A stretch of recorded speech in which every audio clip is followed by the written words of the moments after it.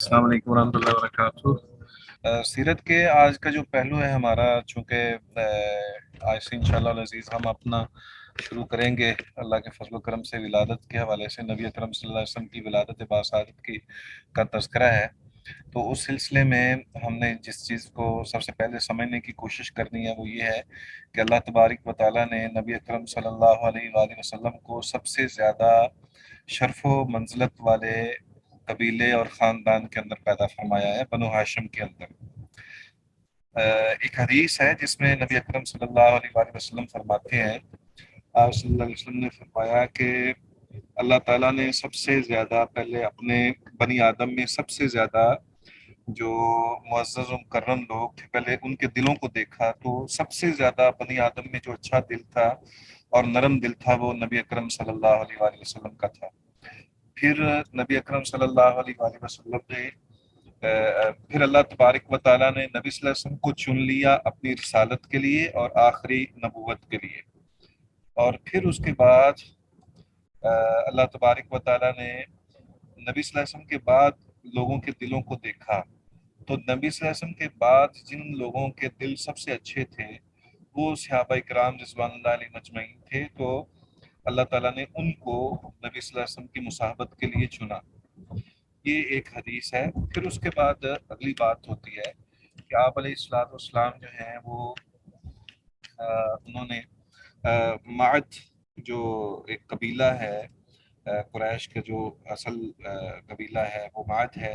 फिर उसके बाद नबी अकरम सल्लल्लाहु अलैहि वसल्लम को बनु कुरैश में से बनु कुरैश में से बनु अदनान है, और बनु अदनान में से फिर बनु हाशिम है, और बनु हाशिम में से नबी अकरम सल्लल्लाहु अलैहि वसल्लम को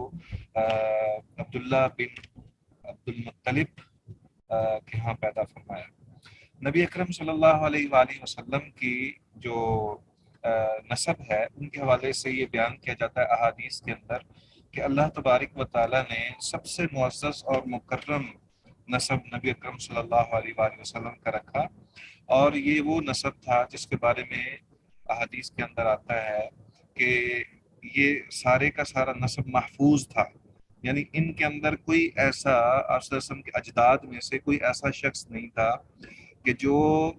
बुराई में ऐसी बुराई जो ज़नाकारी वगैरह वाली होती है और फहाशी वाली होती है उनमें जो है वो शामिल हुआ हो। तो नबी सल्लल्लाहु अलैहि वसल्लम के जो ननिहाल थे और ददियाल दोनों तरफ से अब नजीब तरफ़ैन थे, और नबी अकरम सल्लल्लाहु अलैहि वसल्लम को अब्दुल्ला इब्न अब्दुल मुत्तलिब के घर में पैदा फरमाया गया। और इसके अलावा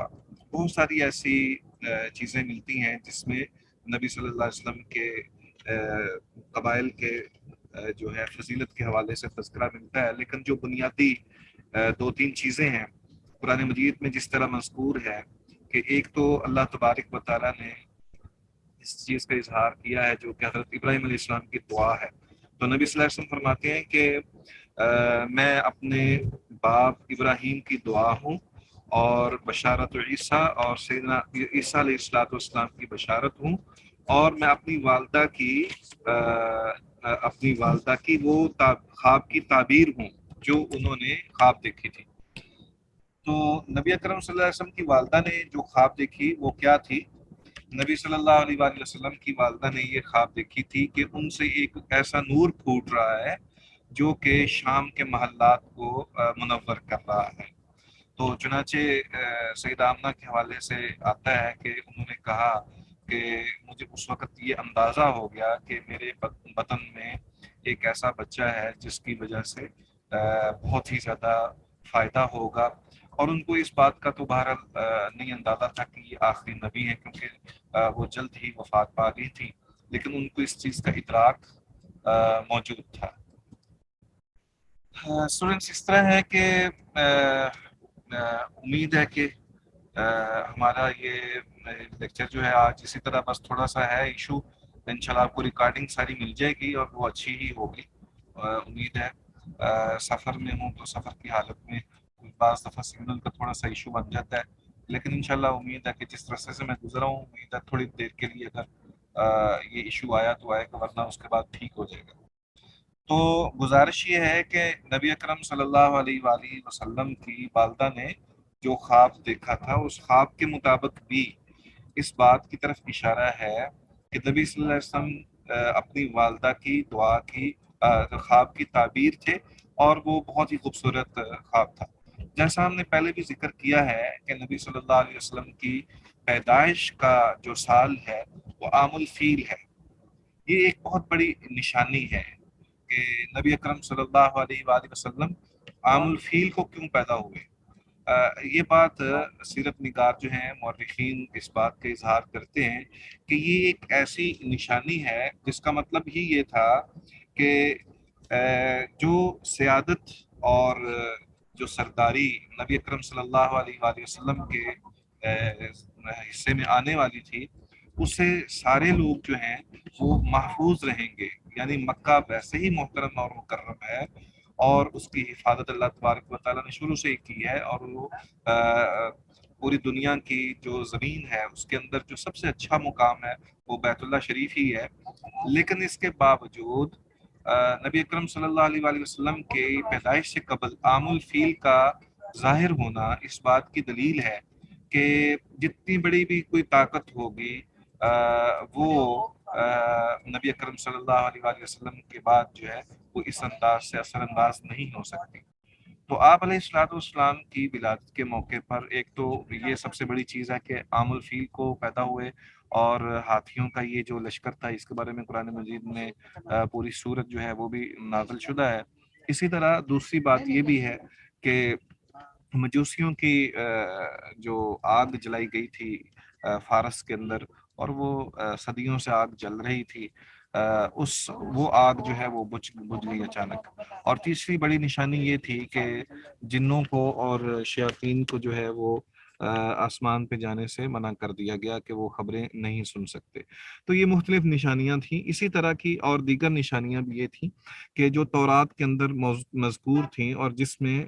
یہ بیان کیا جاتا ہے کہ جو شام کے یہود تھے وہ انتظار کر رہے تھے اس بات کا کہ آخری پیغمبر جو ہے وہ آنے والا ہے۔ چنانچہ روایات کے اندر ملتا ہے کہ جب بھی یہ تجارت کرنے کی غرض سے مختلف لوگ جو ہیں وہ مکہ سے وہاں جاتے، تو وہاں کے لوگ جو ہیں وہ پوچھا کرتے کہ بتائیے کہ آپ کے علاقے میں کوئی بڑا حادثہ تو رونما نہیں ہوا، کوئی ایسا شخص تو نہیں آیا جو جس نے کسی چیز کا دعویٰ کیا ہو یا کوئی اس طرح کی بات ہو۔ تو اس بارے میں بحیرہ راہب جو ہے اس کا ایک واقعہ بڑا مشہور و معروف ہے، اور وہ نبی اکرم صلی اللہ علیہ وسلم کی پیدائش کے بعد کا ہے۔ بہرحال نبی اکرم صلی اللہ علیہ وآلہ وسلم کے بارے میں یہود جو تھے وہ متمنی تھے اس بات کے کہ ان کے علاقے میں نبی اکرم صلی اللہ علیہ وسلم پیدا ہوں، اور وہ زیادہ تر ان کو جو روایات ان کے ہاں موجود تھیں ان کے موقف کے مطابق یہ تھا کہ آپ کھجوروں کے علاقے میں ہوں گے۔ چنانچہ ایک روایت تو یہ ہے کہ ایک طبہ ایک بادشاہ تھا یمن کا جو کہ بہت ہی اثر انداز بھی تھا، اور یہود کے ہاں بھی اس کا ایک درجہ اور مقام تھا، اور عیسائی بھی اس کے ساتھ تھے۔ تو وہ آیا نبی اکرم صلی اللہ علیہ وسلم کے حوالے سے، بہرحال ابھی نبی اکرم صلی اللہ علیہ وسلم کی پیدائش نہیں تھی، تو وہ آیا بیت اللہ کا طواف کرنے کے لیے اپنے دور میں۔ اس کو بتایا گیا کہ دنیا کے اندر ایک ایسا مقام ہے، اللہ رب العزت کا ایک ایسا گھر ہے جو کہ سب سے زیادہ معزز اور محترم ہے۔ تو اس نے چاہا کہ میں اس کا جو ہے نا دیدار کروں، چنانچہ وہ حج کے لیے یا بیت اللہ کی زیارت کے لیے یمن سے آیا اپنے پورے لاؤ لشکر سمیت۔ چنانچہ جب وہ آیا تو واپسی پہ رستے میں جتنے بھی لوگ ملتے یا علاقے ملتے وہ ان کو تاراج کرتا جاتا، یا ان کو، ظاہر بات ہے کہ وہ ایک بادشاہ تھا تو اس دور میں یہی ایک طریقہ کار تھا کہ جو طاقتور ہوتا وہ دوسرے کو ہتھیا لیتا۔ تو جب وہ مدینہ کے قریب پہنچے تو وہاں پہ کھجوریں وغیرہ تھیں اور اس طرح کا ماحول تھا، تو اس نے اس علاقے کو بھی لوٹنا چاہا، تو اس کے ساتھ جو موجود کچھ لوگ تھے انہوں نے منع کر دیا۔ انہوں نے کہا کہ یہ دراصل آخری نبی کے علاقہ محسوس ہوتا ہے، اس لیے اس جگہ پر آپ کبھی بھی کوئی ایسا کام نہیں کیجیے گا۔ چنانچہ اس نے اس موقع پر ایک صندوق اور اس کے اندر بے شمار قیمتی چیزیں اور دیگر کچھ ایسی چیزیں جو ہیں وہ رکھیں، تاکہ وہ جو ہیں وہ وہاں پر جب آخری نبی آئیں تو وہ ان کو تحفے کے طور پر دی جا سکیں۔ اس طرح کر کے پھر انہوں نے اپنا ایک بہت ہی جو خاص ایک شخص تھا اس کو وہاں پہ مقرر کیا کہ تو اپنی اولاد اور اولاد در اولاد جو ہے وہ وہاں پہ رکھنا، تاکہ جو ہے وہ آپ کے لیے یہ آسانی ہو سکے، اور آخری نبی کو میرا سلام بھی کہنا۔ چنانچہ نبی اکرم صلی اللہ علیہ وسلم اپنے آخری دور میں یعنی آپ جب ہجرت کے بعد وہاں پہنچے تو وہی حضرت ابو ایوب انصاری رضی اللہ تعالی عنہ کے بارے میں آتا ہے کہ یہ وہی اسی نسل میں سے تھے جس کو طبا بادشاہ نے وہاں پہ مقرر کیا تھا۔ تو بہرحال اس طرح کی دیگر کئی ایسی شہادتیں اور گواہیاں ملتی ہیں جو کہ تورات اور انجیل میں بھی آتی ہیں، اور آپ علیہ الصلوۃ والسلام کے انتظار کے حوالے سے ساری دنیا جو تھی وہ منتظر تھی کہ آخری نبی جو ہیں وہ آنے والے ہیں، اور ان کا وقت ہوا چاہتا ہے، کیونکہ تورات اور انجیل کے اندر یہ ساری چیزیں مذکور تھی۔ تو بہرحال نبی اکرم صلی اللہ علیہ وآلہ وسلم پیدا کب ہوئے ہیں، اس بارے میں مختلف تواریخ جو ہیں وہ بیان کی جاتی ہیں، ہر ایک کا اپنا اپنا طریقہ کار ہے۔ چونکہ اس دور میں اس بات کا بہت زیادہ اہتمام نہیں کیا جاتا تھا۔ آپ کے علم میں ہے کہ جیسے حج کے مہینے کو تبدیل کر دیا جاتا تھا، محرم کے مہینے کو تبدیل کر دیا جاتا تھا، اور جو حرمت والے مہینے ہیں ان کو تبدیل کر دیا جاتا تھا اپنی مرضی سے۔ جو ہیں وہ اہل مکہ جو ہیں وہ اپنے مہینے جو ہیں وہ چینج کر دیتے تھے، جب وہ چاہتے کہ لڑائی کرنی ہے تو وہ حرمت والے مہینوں کو تبدیل کر کے دوسرے مہینوں میں کنورٹ کر دیتے، اور پھر اپنے جو حرمت والے مہینے ہیں ان کو مؤخر کر دیتے۔ تو اس طرح کر کے اس دور میں یہ سارا سلسلہ موجود تھا۔ اس سے یہ ثابت ہوتا ہے کہ تواریخ کا اہتمام کرنا تو بالاولیٰ جو ہے وہ مشکل تھا، اور بطور خاص جو ہے سوال جو مختلف سال تھے انہی کو بس ان کا اہتمام کیا جاتا کہ یہ واقعہ فلاں موقع پر وارد ہوا یا اس طرح۔ تو نبی اکرم صلی اللہ علیہ وسلم کے حوالے سے یہ آتا ہے کہ آپ عام الفیل کو پیدا ہوئے، بس اتنا ہی یہی ایک صحیح راجع بات ہے۔ اس کے علاوہ ربیع الاول کے حوالے سے بھی یہ بات سامنے آتی ہے کہ نبی اکرم صلی اللہ علیہ وسلم ربیع الاول میں پیدا ہوئے، اور پھر اس کے بعد جو تاریخ ہے اس کے بارے میں کسی مستند جگہ پر کوئی حوالہ موجود نہیں ہے۔ البتہ مختلف لوگ جو ہیں وہ اس حوالے سے اپنی آراء پیش کرتے ہیں، اور مورخین اور حساب کرنے والے جو ہیں وہ کیلنڈر کو جاننے والے جو ہیں وہ اپنے اندازے کے مطابق جو ہیں وہ اس کا اندازہ لگا کر یہ بتاتے ہیں کہ یہ تاریخ کون سی تھی۔ اس میں بعض لوگ جو ہیں وہ 12 تاریخ کہتے ہیں، بعض 9 تاریخ کہتے ہیں، بعض 19 کہتے ہیں، بعض اسی طرح دیگر مختلف روایات کے مطابق جس طرح جس کو محسوس ہوا اسی نے اسی طرح ہی بیان کیا۔ تو یہ بالکل اسی طرح ہے۔ البتہ نبی اکرم صلی اللہ علیہ وآلہ وسلم سے پیدائش کا جو دن ہے وہ مروی ہے۔ آپ صلی اللہ علیہ وسلم جب روزہ رکھا کرتے تو آپ سے پوچھا گیا کہ اللہ کے نبی آپ روزہ کیوں رکھتے ہیں، تو آپ علیہ الصلوۃ والسلام نے فرمایا کیونکہ میں اسی دن پیدا ہوا، اور یعنی پیر کے دن میں پیدا ہوا، اور پیر کے دن ہی مجھ پر نبوت جو ہے اس کی ابتدا ہوئی۔ اور ایک دوسری روایت کے مطابق کہ پیر اور جمعرات کو اللہ کے سامنے جو ہے وہ اعمال پیش ہوتے ہیں، اس بنا پر میں ان دنوں میں روزہ رکھتا ہوں۔ تو یہ مختلف کیفیات ہیں یا احوال ہیں جس سے یہ ثابت ہوتا ہے کہ پیر کا دن جو ہے وہ تو متعین ہے، البتہ تاریخ کے اعتبار سے اس کو کسی بھی لحاظ سے یہ کہنا چاہے کہ یہ بالکل 12 ربیع الاول ہے یا 9 ربیع الاول ہے یا کوئی اور تاریخ ہے، اس کے بارے میں ہم بالکل بھی قطعی طور پر معلومات نہیں رکھتے، واللہ تعالی عالم۔ اس کے بعد نبی اکرم صلی اللہ علیہ وسلم جب پیدا ہوئے ہیں تو وہاں پہ جو ابتدائی طریقہ کار تھا وہ یہی تھا کہ چونکہ مکہ ایک اس وقت تہذیب یافتہ علاقہ تھا، اور اس کے ارد گرد جو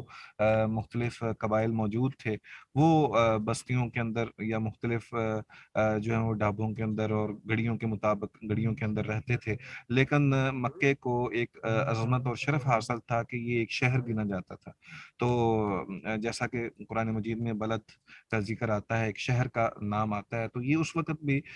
متمول بھی تھا اور معروف بھی تھا، اور لوگوں کے ہاں اس کو اکرام و احترام کا جو ہے وہ اس کو نشان بھی سمجھا جاتا تھا۔ تو اس بنا پر وہاں کا جو رواج تھا وہ یہ تھا کہ بچوں کو جب پیدا ہوتے تو ان کو مختلف لوگوں کو دیا جاتا کہ وہ دیہاتی زندگی میں جو ہے وہ وہاں پہ اپنا بچپن گزاریں، کیونکہ دیہاتی زندگی میں ذرا کھیل کود اور دیگر جو کھانے پینے کا اور آب و ہوا کا اچھا انتظام جو ہے وہ اس دور میں بھی یہ سمجھا جاتا تھا کہ اس سے بچے کی نشو و نما بہت اچھی ہوتی ہے۔ تو بہرحال قبیلہ بنو سعد میں नबी अकरम सल्लल्लाहु अलैहि वआलिहि वसल्लम को भेजा गया और हलीमा सादिया रज़ी अल्लाह ताला अन्हा उनको लेकर गई और फिर 3 साल तक के लिए वो वहाँ पे रही और नबी अकरम सल्लल्लाहु अलैहि वसल्लम ने इस दौरान अपनी रज़ाअत भी मुकम्मल की। हलीमा सादिया आपकी रज़ाई वालदा भी थी और इसी तरह नबी अकरम सल्लल्लाहु अलैहि वसल्लम ने अपनी उस दौर के अंदर कबीला बनु साद की बकरियां भी चराई जिनका जिक्र मिलता है। और इसी दौरान हमने जैसे पहले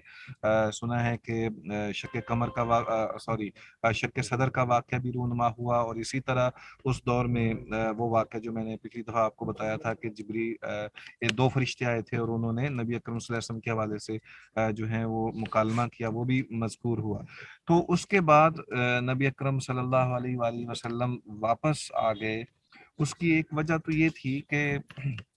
हलीमा सादिया ने मुख्तलिफ मौके पर ये देखा कि नबी अकरम सल्लल्लाहु अलैहि वसल्लम जो हैं वो ऐसी हालत में है कि जिससे ये महसूस होता है कि शायद जो है वो कुछ ऐसी ऐसी चीज़ें हैं जो कि आम हालत में नहीं देखी जा सकती। तो चुनाचे इसी बिना पर नबी अकरम सल्लल्लाहु अलैहि वसल्लम को बचपन की हालत में यानी असल जो वक्त था मुकर्रर वक्त उससे पहले ही नबी अकरम सल्लल्लाहु अलैहि वसल्लम को वापस मक्का में भेज दिया गया। तो ये फिर नबी अकरम सल्लल्लाहु अलैहि वसल्लम पहले तो अब्दुल मुत्तलिब के पास थे, फिर जब वो फौत हुए तो अबू तालिब ने उनकी निगहदाश्त की और उनकी परवरिश की और पर्दाख्त की और उनके उनके उनके लिए बहुत ज़्यादा जो है अबू तालिब ने बहुत मोहब्बत का इजहार किया और उनका ख्याल भी रखा। और इसी दौरान ही नबी अकरम सल्लल्लाहु अलैहि वसल्लम के कुछ चचेरे भाई मसलन हज़रत अली रज़ी अल्लाह तआला अन्हु भी पैदा हुए और दीगर इस तरह। चूँकि हज़रत अली रज़ी अल्लाह तआला अन्हु और नबी सल्लल्लाहु अलैहि वसल्लम की उम्र में तकरीबन 10 साल का जो फ़र्क था वो इसी तरह और भी यानी जाफ़र तैयार भी थे और दीगर जो नबी अकरम सल्लल्लाहु अलैहि वसल्लम के चचेरे भाई थे वो भी मौजूद थे। तो ये सारी चीज़ें जो हैं ये अबू तालिब के दौर में फिर ऐसा भी हुआ कि एक मौका आया कि नबी अकरम सल्लल्लाहु अलैहि वसल्लम को तिजारत की गरज से ले जाया गया। नबी अकरम सल्लल्लाहु अलैहि वसल्लम ने जो सफ़र किए हैं अपनी कम उम्री में, उनमें सबसे पहला सफ़र जो है वो 12 साल की उम्र का बयान किया जाता है, जिसमें बहीरा राहिब का हवाला भी अभी थोड़ी देर पहले मैंने जिक्र किया है कि बहीरा राहिब ने जो है जो इंतज़ार करता था नबी अकरम सल्लल्लाहु अलैहि वसल्लम के हवाले से, उसके बारे में बात करते हैं। इसी तरह जैसे कि कुरैश यमन के इलाके की तरफ सफ़र करते थे और शाम के इलाके में की तरफ भी सफ़र करते थे। कुछ रिवायात के अंदर ये भी आता है कि गालिबन नबी अकरम सल्लल्लाहु अलैहि वसल्लम ने हबशा की तरफ भी सफ़र किया था किसी दौर में। तो जैसा कि जब हिजरत की गई है तो नबी सल्लल्लाहु अलैहि वसल्लम ने जिक्र फरमाया था कि आप हबशा की तरफ चले जाएं क्योंकि वहाँ पर एक नरम दिल बादशाह है और उसकी कुछ खसूसियात और जो उसके बारे में बयान किया जाता है वो सारी चीज़ें मौजूद थी। तो बहरहाल नबी अकरम सल्लल्लाहु अलैहि वसल्लम 12 साल की उम्र में शाम के इलाके में गए और शाम के इलाके में नबी अकरम सल्लल्लाहु अलैहि वसल्लम ने सबसे पहले जो है वो तिजारत की गरज से अबू तालिब के साथ गए और वहाँ पर सामान तिजारत ले जाया गया। इसी मौके पर राहिब का जो वाक़या है वो पेश आता है और उसने जब देखा नबी अकरम सल्लल्लाहु अलैहि वसल्लम को कि इंतहाई ज़हीन व फतीन और जो है चेहरे से नूरानियत टपक रही है। चूंकि नस्तूरा राहिब, उसके बारे में बहीरा राहिब या नस्तूरा राहिब उसका नाम कहा जाता है, उसके हवाले से ये बयान किया जाता है कि वो आलिम था और वो मुंतजिर था कि आखिरी नबी आए और मैं उस पर ईमान लाऊं। तो जब उसने देखा नबी सल्लल्लाहु अलैहि वसल्लम के बारे में तो उसने शक का इजहार किया अबू तालिब को और कहा कि मुझे कुछ समझ नहीं आ रही। बहरहाल उसने दावत की। उस दावत में उसने मक्का से आए हुए सारे तुज्जार को बुलाया और कहा कि आप मेरे मेरे पास दावत के लिए आए। तो चूंकि सारे ही बड़े थे, वो सारे जब दावत के मौके पर वहां पहुंचे तो सूरत हाल ये थी कि दरख्त के नीचे सबकी दावत थी और सारी छाँव जो है वो खत्म हो चुकी थी। तो उसने जब देखा बहीरा ने कि वो नबी अकरम सल्लल्लाहु अलैहि वसल्लम को छोटा समझ के या सबसे कम उम्र समझ के छोड़ गए थे वापस कि ये हमारे माल असबाब के पास रहेंगे।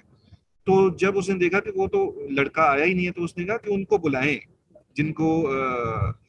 जो आपके साथ था। तो उन्होंने कहा कि اچھا ہم تو ان کو مع الاسباب کے پاس چھوڑ رہے ہیں. چنانچہ نبی اکرم صلی اللہ علیہ وآلہ وسلم کو بلایا گیا اور صورتحال یہ تھی، تاریخ کے اندر بیان کیا جاتا ہے کہ درخت کے نیچے بیٹھے ہوئے تھے اور کوئی بھی جگہ خالی نہیں تھی کہ جہاں چھاؤں ہو. تو جیسے ہی نبی اکرم صلی اللہ علیہ وسلم تشریف لائے تو تشریف لاتے ہی آپ ظاہر بات ہے کہ دھوپ میں کھڑے ہو گئے، تو درخت نے اپنی ساری چھاؤں جو ہے وہ نبی اکرم صلی اللہ علیہ وسلم کی طرف کر دی اور باقی سارے حیران ہو گئے. اس موقع پر بحیرہ نے یہ کہا ابو طالب کو کہ بات سنیں، یہ جو لڑکا ہے یہ بہت عظیم لڑکا ہے، اس کو مجھے خدشہ ہے کہ یہود اس کو کہیں شہید نہ کر دیں یا ان کو کوئی تکلیف نہ پہنچا دیں، تو آپ براہ کرم ان کو فوری طور پر محفوظ کریں اور مکے واپس بھیج دیں. تو عزیز طلبہ، یہ ایک بہت ہی اہم سب سے پہلا واقعہ تھا جو کہ نبی اکرم صلی اللہ علیہ وآلہ وسلم کے حوالے سے آتا ہے. اس واقعے کے ذیل میں کچھ اور چیزیں بھی ہمارے سامنے ہیں کہ نبی اکرم صلی اللہ علیہ وسلم اپنے لڑکپن میں کچھ ایسے شغل وغیرہ اور گانے بجانے والے علاقوں کی طرف اگر کوئی ان کو دعوت دی جاتی، جیسے لڑکے عموماً ایک دوسرے کو اپنا ساجی بنا کر لے جاتے ہیں، تو ایسے موقع پر نبی اکرم صلی اللہ علیہ وسلم کبھی نہیں گئے تھے. بعض دفعہ ایسا ہوتا ہے کہ کوئی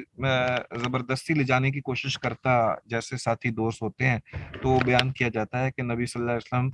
سو گئے اور پھر ان کو اس وقت جاگ گئی